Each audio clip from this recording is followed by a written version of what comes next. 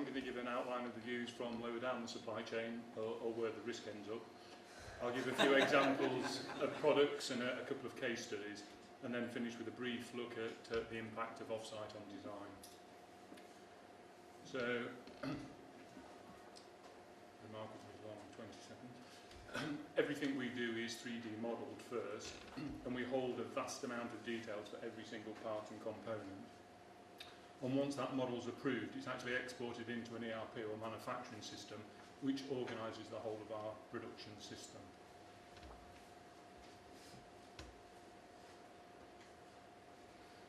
This provides a just-in-time delivery of parts and produces a simple build plan to enable assembly by semi-skilled labour. We then utilise a lot of manufacturing techniques, whether that be jigs, shadow boards, or lots of lean tools such as 5S. Originally, our approach was to create standard products, but found that customers actually didn't want standard. So now our standardisation comes from our processes, whether that be the design library or the assembly methods, and this allows us to build bespoke products. I'll give you a few examples over the next couple of slides. So here we have two completely different M&E modules as it is. Both products are built using a common crimped unistrut frame. On the left hand side you'll also see the modules stacked in the install sequence, which again is derived from our ERP system. And again here we see other products that include plant rooms or risers. And on the right hand side we see the first two sections of a large riser being manufactured. Each of those risers had a footprint of about 8 metres by 6 metres and were 26 metres tall. We installed 4 of them, and each one was installed in 2 days. In this particular example, the client had a repeat need but varying scope, but they continued to design from first principles. We distilled the design process into a dozen variables that configured an immediate solution. Now run into first case study, which compares traditional build against an off-site solution.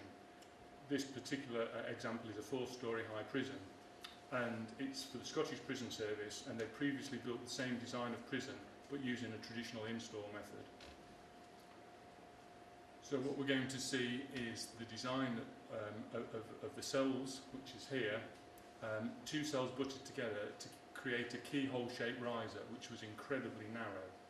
And on the right hand side you see the congestion when you try to build it traditionally. And you can see that the quality and productivity were both very, very poor. The off-site solution was to open up the riser because we're not limited by the confines of the site. We built each set of services as sub-assemblies and then clipped them onto a frame before then being closed back up again.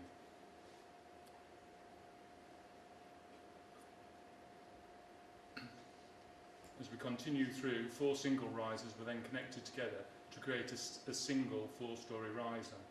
This was transported and then dropped into position in 1 crane lift. The quality, consistency and productivity were vastly improved. Now I'm going to move on to the second case study. This involves building a node at London's Heathrow Airport. The node is a reception building to facilitate efficient access and egress from an aircraft, especially the new A380. Here, the challenge was to build, well, traditionally, if we built a node on a live airport, it would have taken 25 to 30 weeks. And the challenge was to take an existing design and create an efficient build and install process that would dramatically reduce this install program. What we did is create a hybrid solution, utilising a volumetric reception hall with clip-on cupboard, a plant room, a stair module, a lift shaft module, and then various panelised walls. In all, there were 20 different components for each node, all built in our Bradford factory.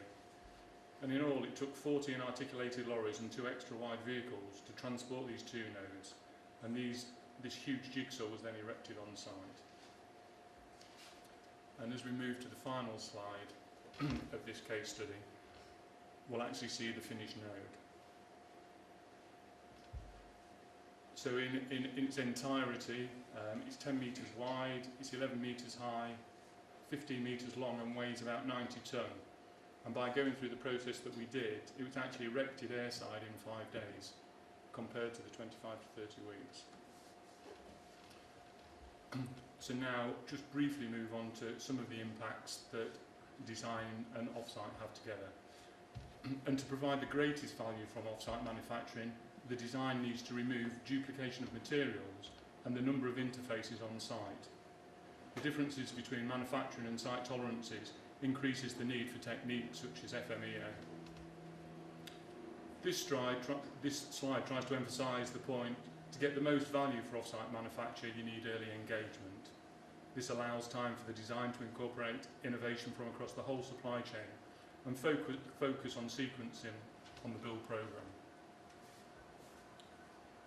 And again, picking up on the idea of the whole supply chain, off-site manufacture needs effective design across the whole supply chain, which starts at component level. And here I've listed some of the factors that should influence component design. And that open protocol, tolerances, moving on to things like poker yoke. And finally, as a final close, for me, for off-site to succeed, it needs to sell itself. It needs to offer clients a wholly compelling proposition which the client can easily identify the real economic benefits. And just in case you're wondering, the picture there was a Picasso that was sold last week at Christie's for 35 million.